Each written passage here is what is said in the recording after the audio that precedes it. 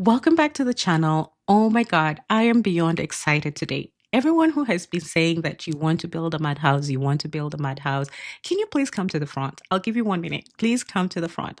Well, now that you're here, hold my hand and say this with me. We are making this happen. Yes, it is no longer a dream, but we're slowly getting there to making that dream a reality. And this is how we're going to make that dream a reality.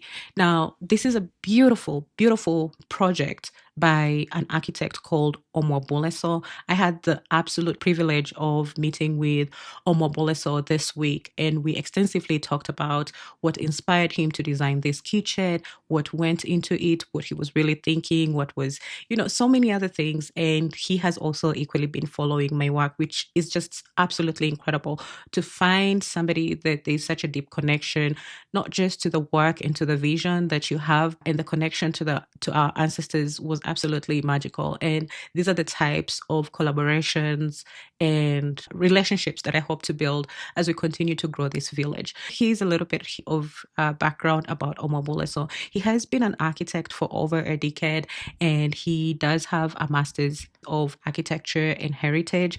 And he just recently won the African International Design Awards for this particular, not just kitchen. This kitchen is part of a big project where he had designed 4 apartment units with their own private garden and vegetation. I feel like we just talked about the importance of including vegetation into your architecture just yesterday when I published the video. And just talking about this again today, it's just, you can see how this just completely resonates with the kind of work that we're doing here in the community that we're building. And I thought this would highly resonate with you. So the apartment complex itself includes 3 bedrooms, and each of the bedroom they have their own bathrooms. There's also a visitor's toilet and a kitchen with a small service door to easily just move waste outside. There's no need to carry the waste across long distances. And then there are also 2 living rooms, one for the parents and one for the children. And then there's also a private office. Now, why am I sharing this? I'm sharing this because my goal for today's video is to obviously walk you through the concept of the kitchen and to give you an overview of some of the things that we had discussed, like what went into the vision of creating the kitchen based on the conversation that I had with Boleso.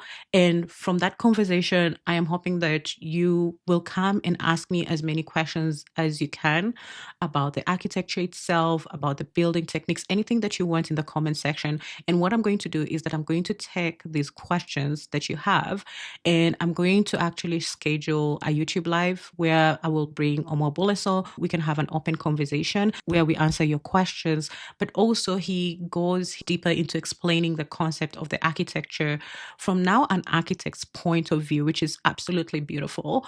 I would love for you to experience exactly what I experienced when I was talking to him. And so I want to work towards that, and you sharing your questions in the comment section and any information that you have would really go a long way into preparing for that live session. I will include Boleso's LinkedIn, Substack, and also I have linked his YouTube channel as a collaborator here. He's still in the process of building it, but be sure to go to his YouTube channel and subscribe and show him some love just as we prepare for the live session.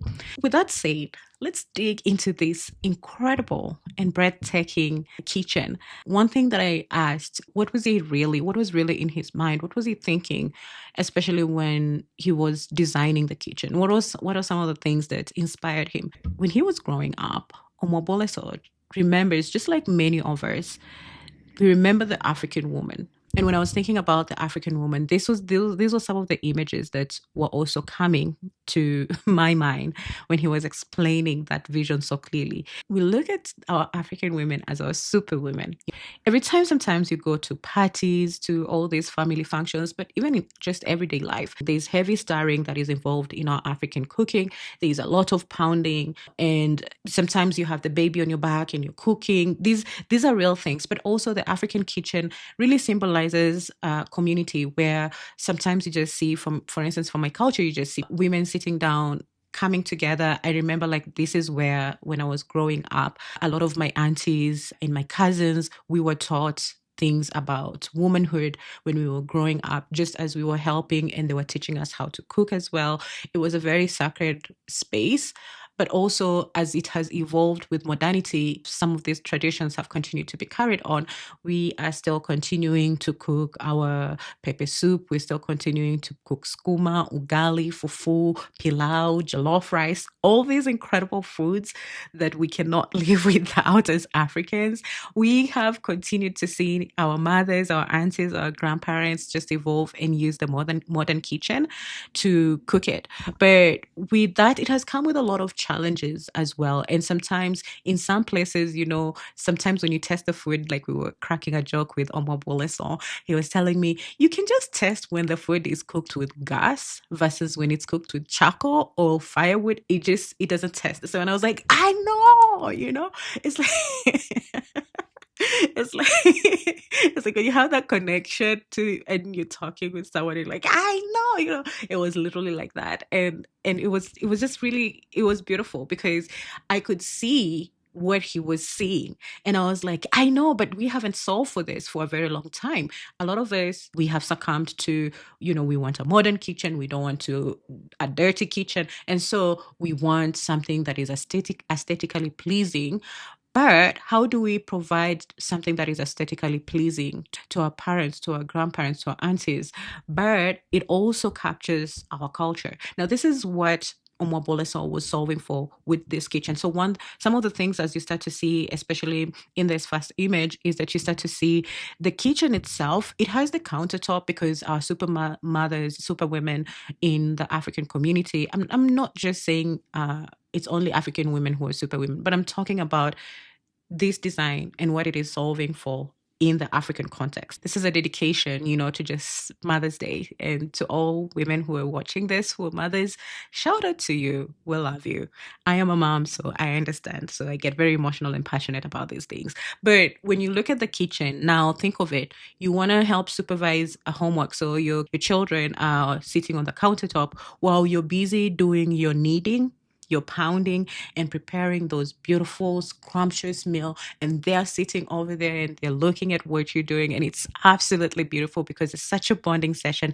And I remember Mobola saw when he was describing this whole process, he was saying, I am an architect today because my mom, while she was busy cooking and doing all these 100 million things, she still helped me to do math. She still helped me to do my homework. And so look at it as more of a gift that Omobola saw was wanting to give to his mom. So some of the things that this design is now solving for is that, number one, it is purely built and made of natural materials from the ground using indigenous African building techniques. And I'll share the two techniques that he had in mind while he was designing this.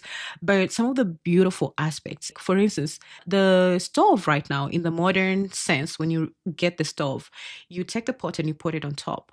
But one thing that this kitchen solves for is that the stovetop is a little bit sunken. So you can see from this picture that the pot is more sunken. So what that means is that when you're cooking your ugali or you're vigorously stirring your ugali or your fufu, the pot does not move sideways like it does right now, which creates also a risk.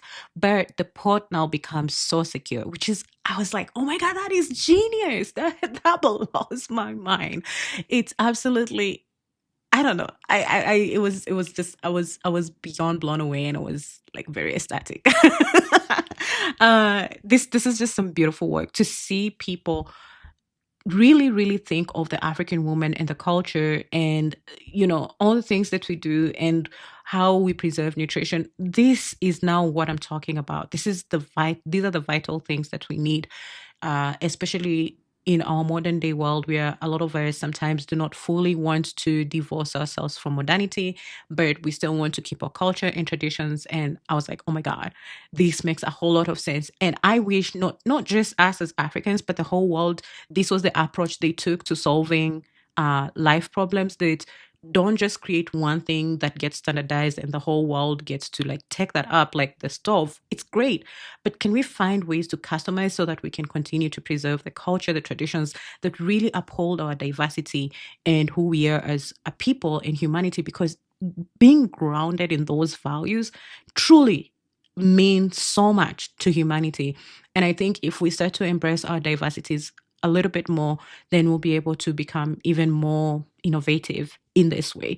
And so I thought this was like absolutely beautiful because then you have a countertop, and then the stove is really designed just for African cooking. Because now what happens is that because this stove is sunken and then there's this huge hood here, it can capture a lot of the smoke coming from the cooking. And what this means is that you no longer have to cook your pilau or jollof rice just with the stove. You can just also cook it with charcoal. You can cook it with wood, and you can see here that is clearly illustrated also on the photo. So now let's get into the building materials.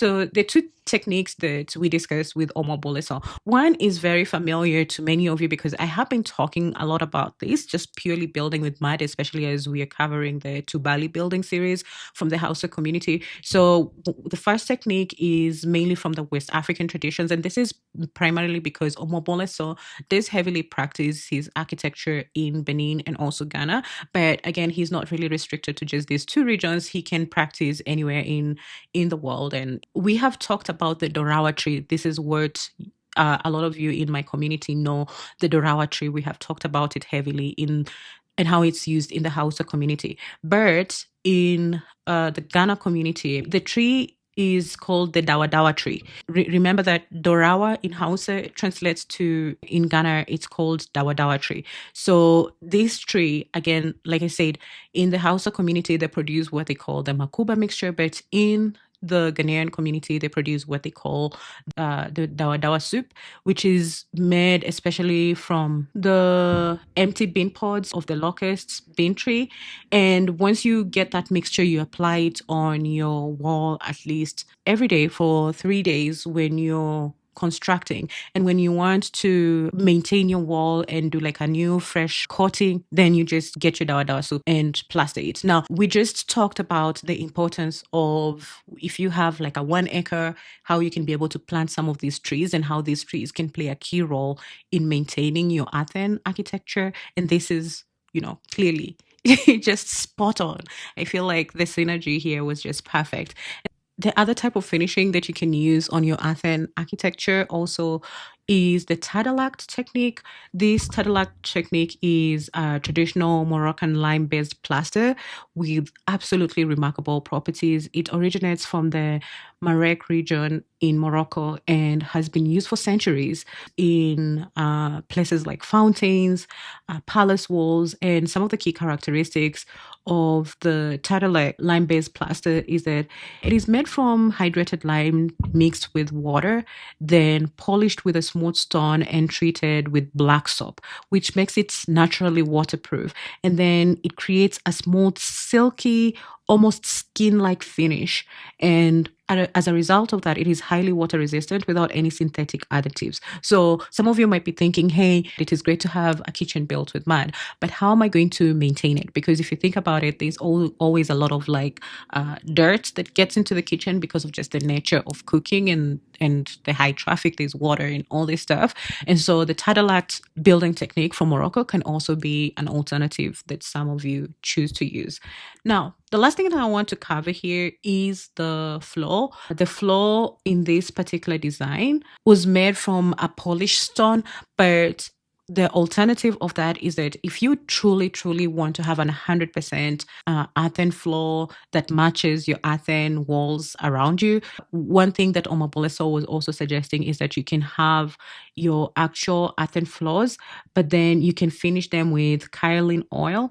And what happens is that once you use the kaolin oil, it becomes a nice sealant, because it penetrates deeply into the earth surface and polymerizes as it dries. And the process of it drying and the polymerization creates an internal barrier to any type of water, because what happens is that it hardens the surface without making it impermeable. So as a result, it preserves the natural materials of the earthen floor that you just created, and also it makes it very, very breathable. This also makes it resistant to things like moisture and light abrasion. So those are some of the things that I just want to point out. So if you truly, truly want to have 100% earthen floor that matches your earthen walls, you can use this particular method to pretty much achieve that. That's it for today's video. I am beyond excited about this collaboration. Again, do not forget to go and show some love to Omo Boleso. I will include his LinkedIn in the description description box, I will also include his YouTube channel. Like I said, he's still working on it, but be sure to go and subscribe there because there's going to be really good content that he's going to also equally be posting very soon. If you have any questions, feel free to reach out to me directly via the email at admin at africanarchitecture.com. My email is in the description box, but also please do leave those questions in your comment section. I will just be proactive and come and collect all those questions and be sure to use them to prepare for our actual live session. And I think this is going to be one step in the right direction towards us actually achieving the dream we have been so long preparing for. I am so excited. I think when we have these type of collaborations and this type of relationship building, then truly they start to sharpen us and they start to get us closer to our actual reality that we want to realize. As they say, iron sharpens iron. So it is important for us to surround ourselves with people who are like-minded. Let me know what you think about this particular video. Would love to also just get your comments. If there are any other type of if there are any types of collaborations that you'd like to see on the channel, guests that you'd like me to bring, feel free to also suggest those in the comment section. It really, really does help and go a long way. And then do not forget to subscribe and like the video, share it, and if you can, do consider becoming a member because it does help us to do this research. It does help us in building these relationships. It goes a long way. Truly, I do appreciate you. And from one villager to another, until next time, cheers.